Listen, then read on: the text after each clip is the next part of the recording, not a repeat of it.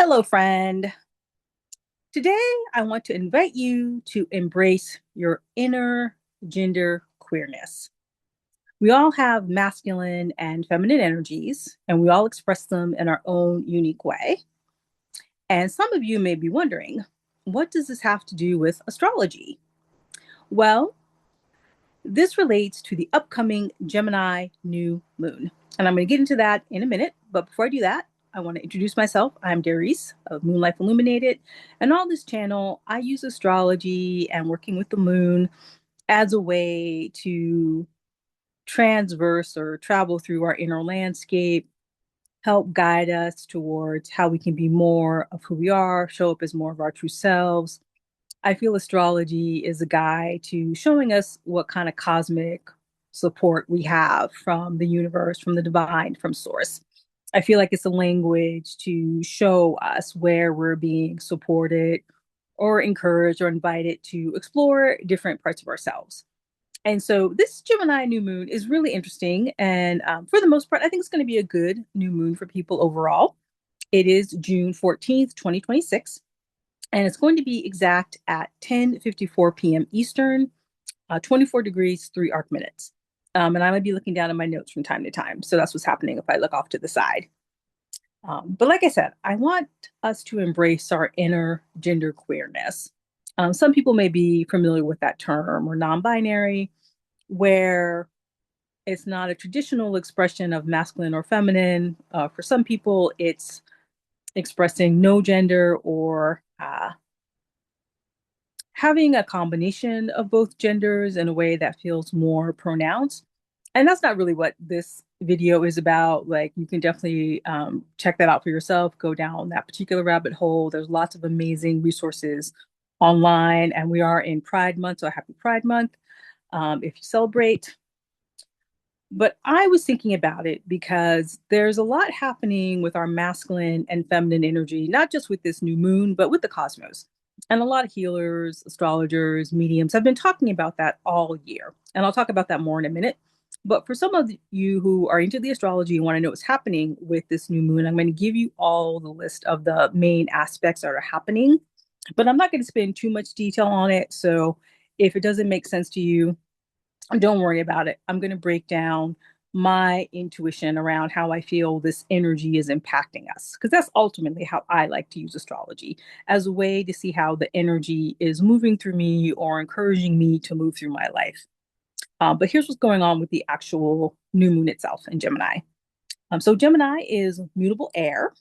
The new moon itself actually has no direct or major aspects, which is fascinating in and of itself.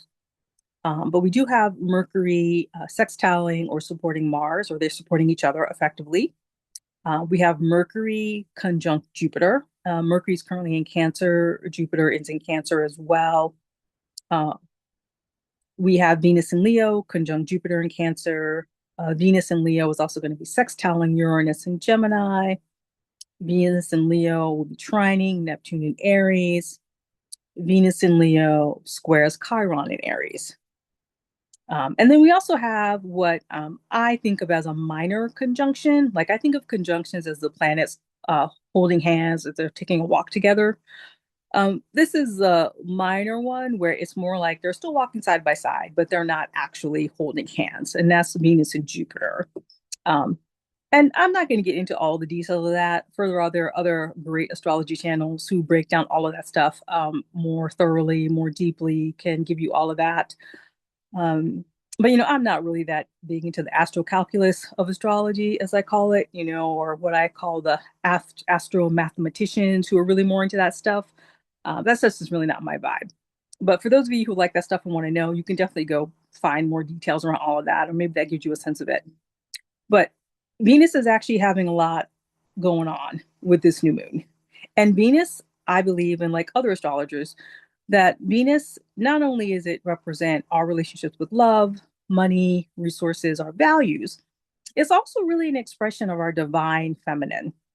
And I also think of Mars, and other astrologers as well think of Mars as the divine masculine. But what I feel is happening with this Gemini new moon is that it's really about helping us tap more into our feminine expression and not necessarily from a gender perspective.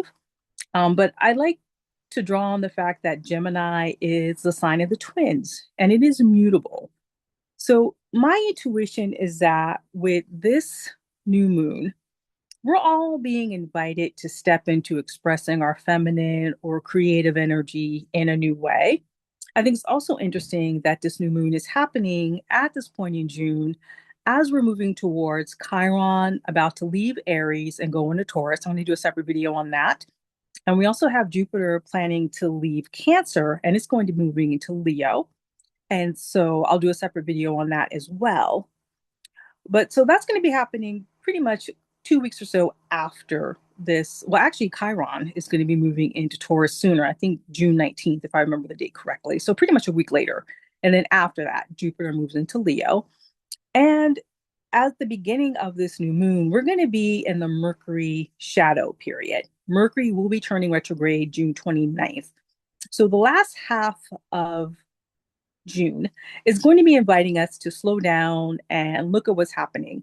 That pre shadow period is a great opportunity to look at what just comes up for you because it usually is a sign or gives you a hint of what you're going to be working through or dealing with or addressing during the Mercury retrograde. And of course, I'll do a separate video on Mercury retrograde, but I just wanted to highlight that because I feel like what this new moon in Gemini is doing, and because we also have Mercury in Cancer at this time, it's an opportunity for us to tap into our feelings since Cancer is really about feeling, especially internally, like really getting in touch with what's happening with you.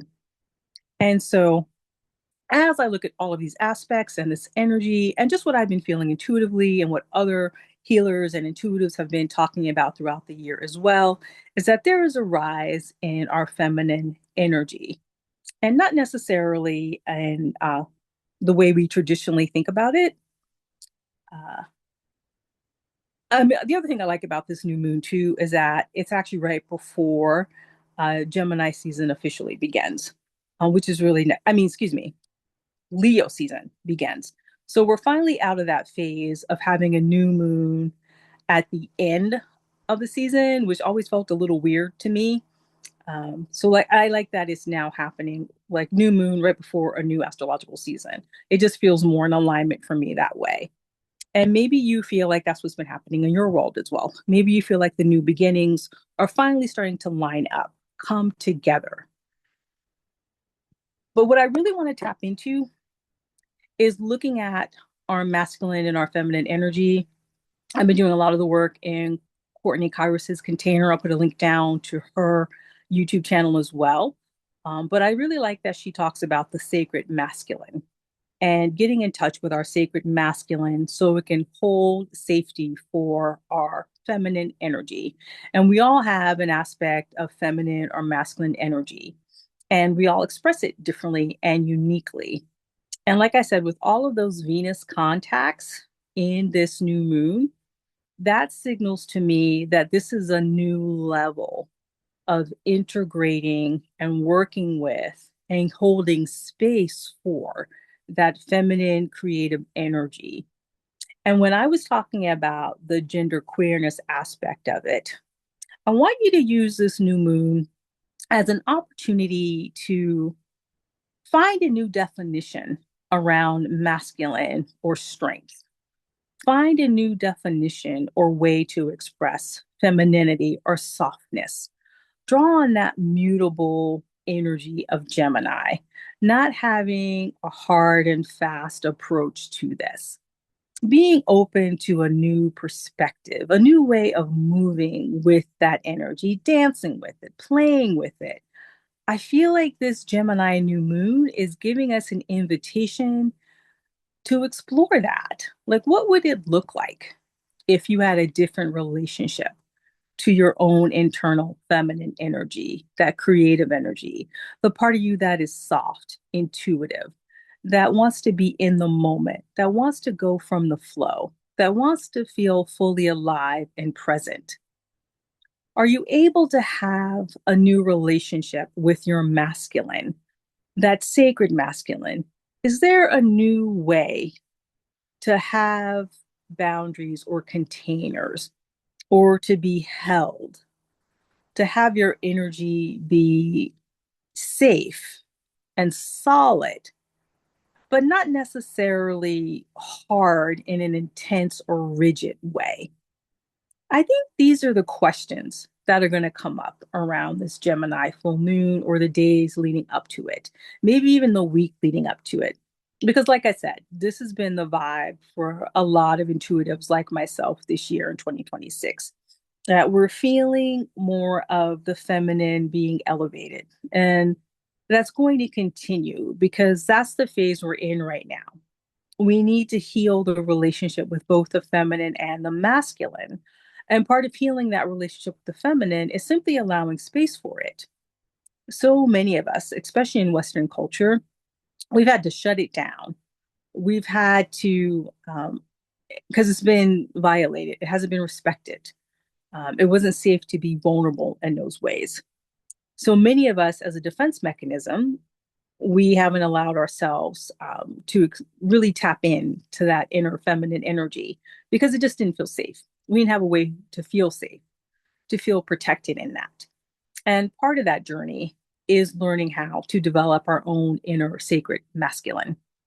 And so give yourself permission to do that. Um, Meditate on it, maybe take a walk and think about it. Find a way to express that energy or think about ways you'd like to express it. Maybe you want to do something more creative, like maybe doing visual art or sculpture or a pottery class. That might be a way to explore this energy, for example. Maybe just dancing or doing some kind of creative writing. I've been doing a lot of voice memoing for myself as well, activating my throat chakra. And that can be really helpful too, because a big part of shutting down our feminine energy is shutting down our expression, actually using our voice, speaking out our needs.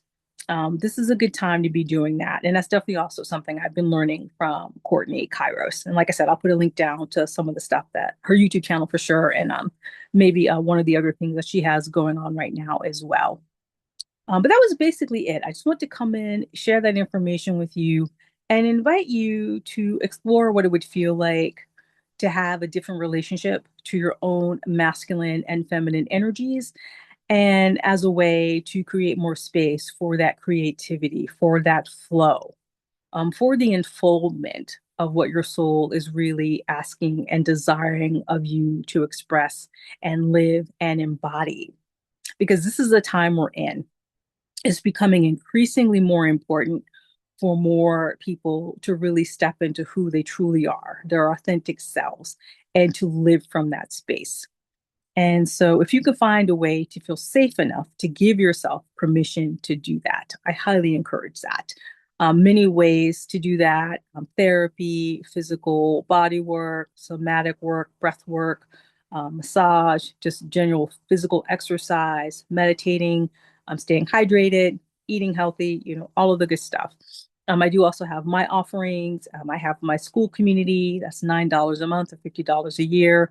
I'm going to be branching out on Substack as well. And I also do offer sessions for people. Witnessing You, that's 30 minutes for $30. I have a longer You Illuminated session as well. And I also now offer a VIP day. And if you want to learn more about that, you can just email me. My email will be in the link below. And with that, I just want to wish you so much love, so much joy. You are magnificent. You need to give yourself more credit than you already have, because I know you are doing your absolute best. And in the meantime, until I see you again, may you always honor the light within you.